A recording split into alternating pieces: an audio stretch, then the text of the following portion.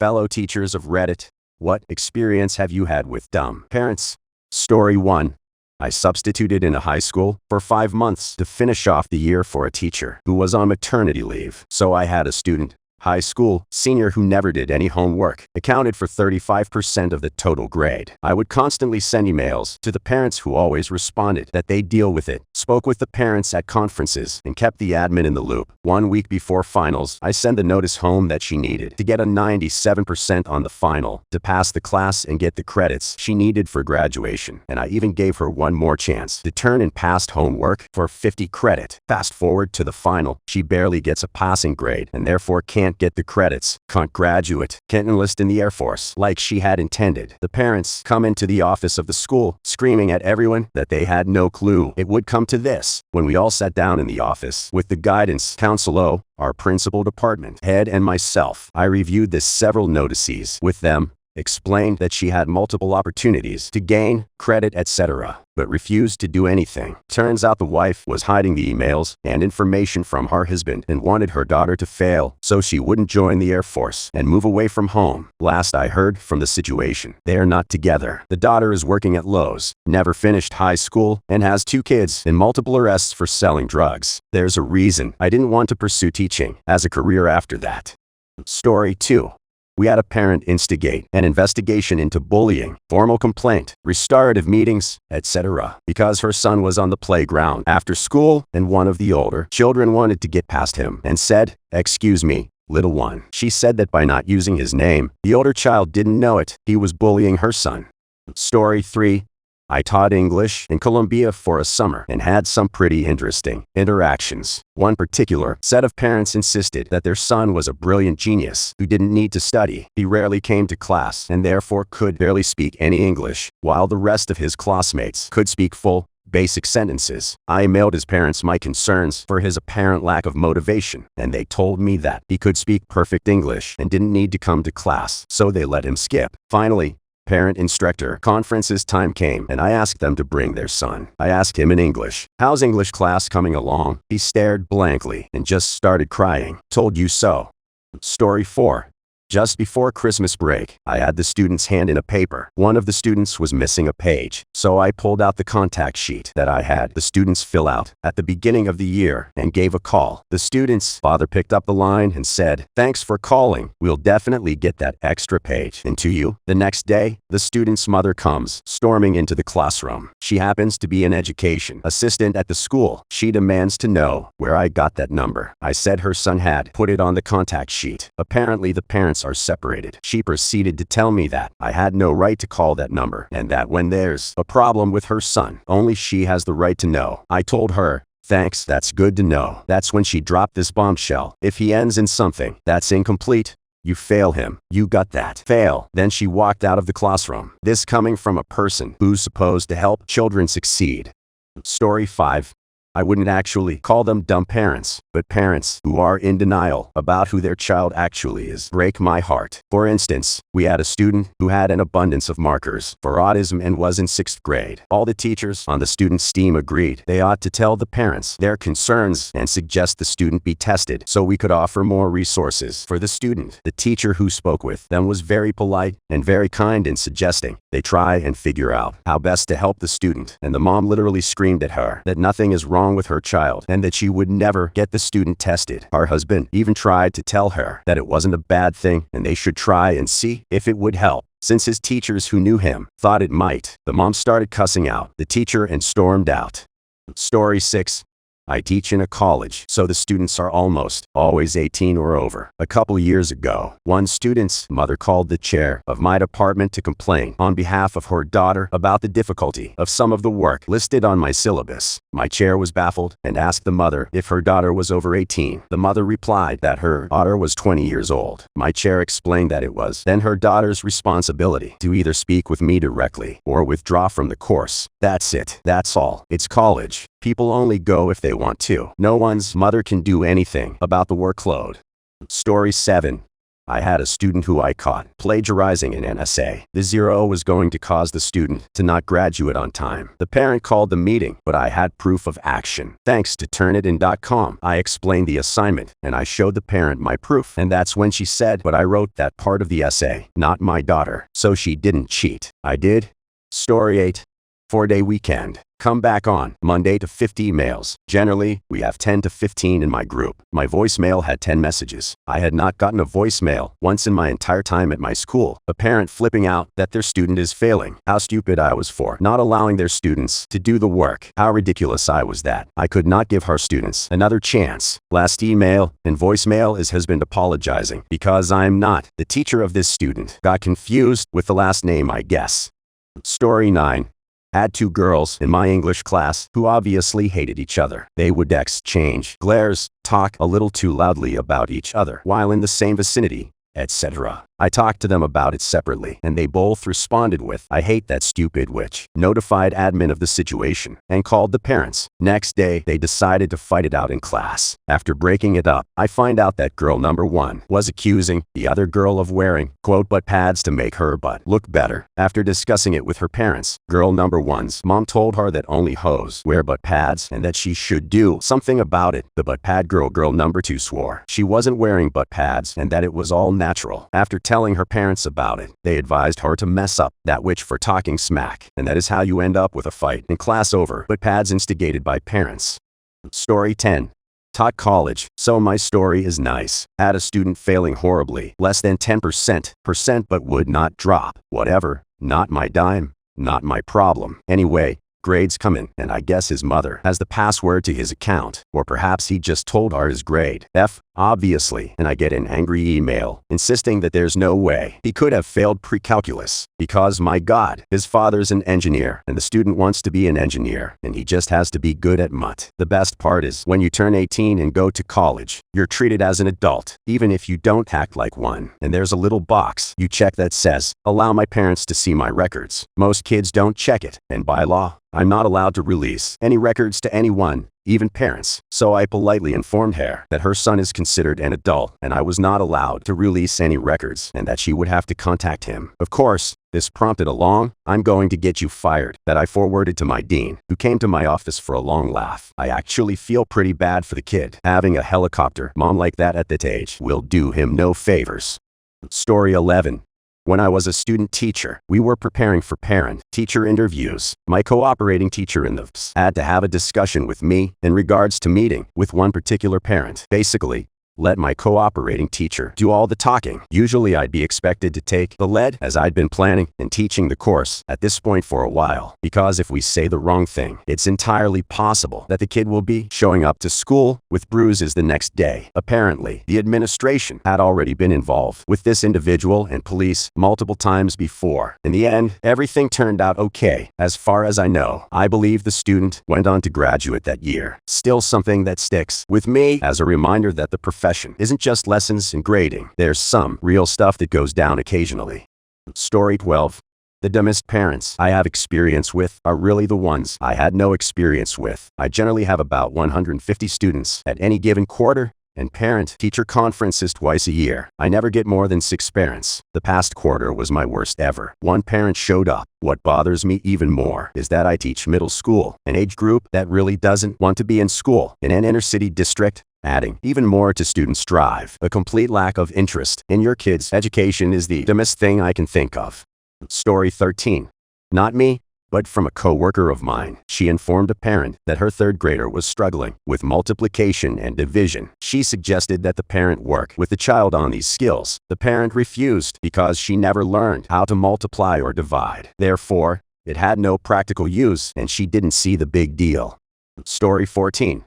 I had a 5th grader blow up on me, shouting and screaming in the hallway. This was sort of the final straw for him. He had a long history of verbal abuse of staff in the school, and he was suspended for 6 days. State law allows the parents to have an informal meeting with the teacher and the principal of the school. Mom and dad come into this meeting with myself, the principal, and the guidance counselor. Principal introduces everyone. Mom interrupts, saying she is a major concern that needs to be addressed immediately. She accused the principal of being an imposter and demanded demanded that everyone in the room take out their driver's license to prove that we are him we say we are. We all refused, and she batted about this for 10 minutes or so. Over the course of the next 45 minutes, she ranted about how the principal was an imposter and that this imposter principal, myself, and the superintendent were involved in a conspiracy to remove her son from the school. Story 15. My first year of teaching, I had a student who was constantly sleeping in class. I called home about it, and the mother said that he was always on his computer or watching TV at night, and she couldn't get him to stop. I was only 23 at the time and didn't feel confident enough to tell a parent how to be a parent. But if that happened now, I'd calmly tell the parent to go into the room and remove the offending technology. Story 16. I had a kid that was very angry, got in fights with kids and teachers, and so on. I worked with this kid, and we were making a lot of progress. His mom believes in not sharing your feelings and keeping things bottled up, so she told him not to talk to me about his feelings anymore. For a year, anytime I tried to talk to him, he'd say, "Mom says I don't have to talk about my feelings, so I'm not going to." And I'd patiently tell him, okay. He got progressively worse and had such a hard year that year. After he came back from summer, he came up to me and gave me a hug and told me, "Thank you for helping him." The next year he did amazing. I'm really happy for him. But his mom really stinted his growth with her own fears of being open and vulnerable. She never liked me and my hippie ways. Story 17. I work as an assistant at an art studio, and we have a 7-year-old with seizure syndrome, except I'm pretty sure she doesn't actually have it. I think she only had one seizure once, and her mom freaked out and had her diagnosed. Now this little girl loved to terrorize her mother. She's told me that. She looked up at me with her big brown eyes, gigantic toothy smile, and told me that she likes messing with her mom and making her angry because her mom is too protective and one of those hovercopter parents. So this little girl just jerks her mom every which way, and it's hilarious because her mom is just like that. Overbearing, extremely protective, and really bossy. She'll tell the main teacher and I how to teach her daughter how to draw and how many colors to use, etc., but we don't have to retaliate or even say anything because her daughter does it for us. That little girl is fantastic. Story 18.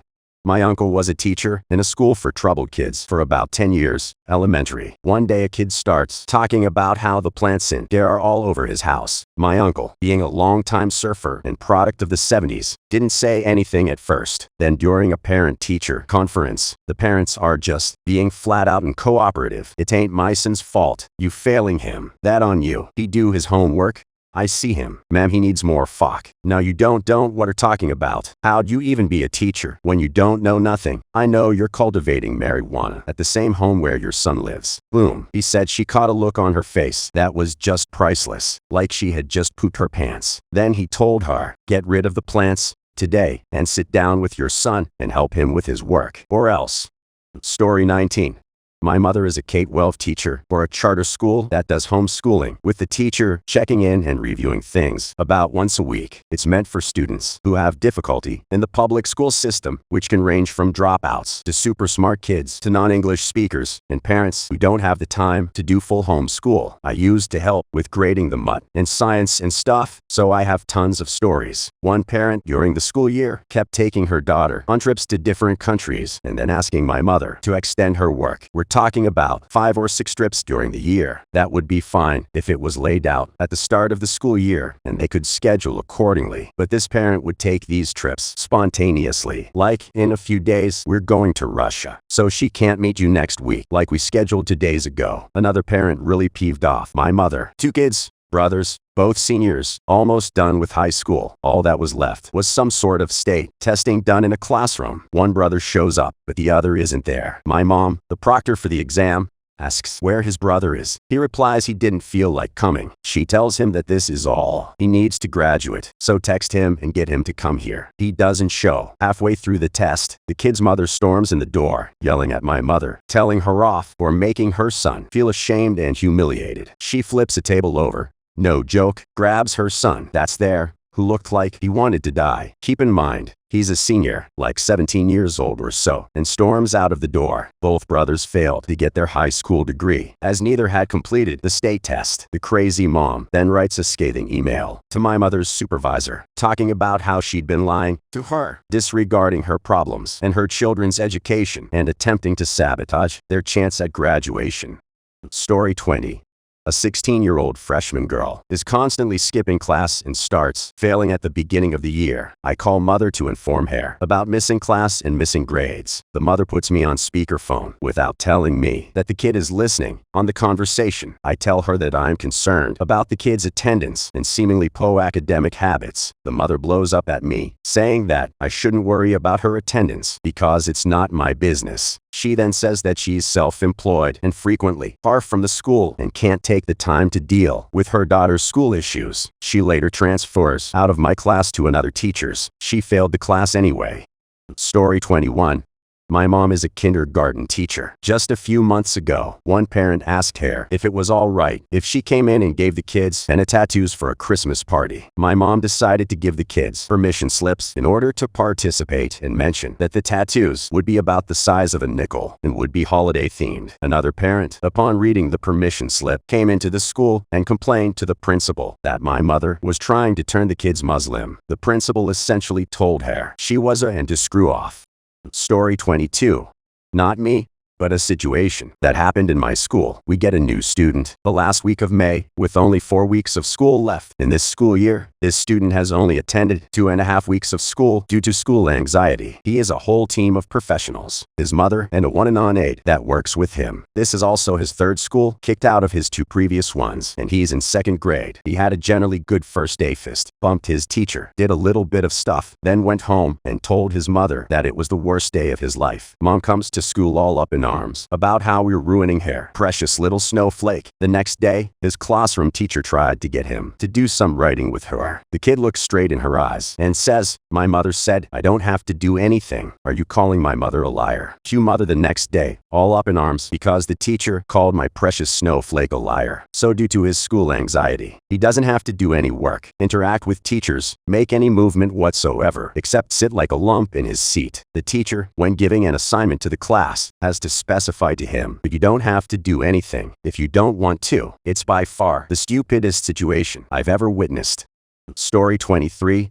I don't want to call any parents dumb. In my experience, they are mostly doing the best they can for their kids, even if that best isn't what we'd hope for. However, I did have a student who came to my student teaching classroom 2 grades below reading level and similarly behind in other subjects. She really wanted to learn, but she had some cognitive issues that didn't qualify her for special ed, but meant that she required a lot of time and personal attention to learn well. For that entire school year, I worked individually with her before and after school while she was waiting for the bus or after she'd been dropped off, and often during her recess and our gym library, which she asked me to do because she wanted to learn and wanted the one-and-on attention. She improved markedly in reading and writing, which is what we were concentrating on. She wasn't caught up at the end of the year, but she was a heck of a lot closer. She failed the year, but because she had a speech issue, her parents could decide to send her to the next grade anyway. I tried to convince her parents that she should be held back a year, because with another year of intensive help, which I was going to find a way to secure for her, I thought that she could be close to her on-grade level and could possibly keep up with the other students after that. They refused because they didn't want the other students to make fun of her. I have no idea what happened after that because I moved to another state, but I bet it wasn't good.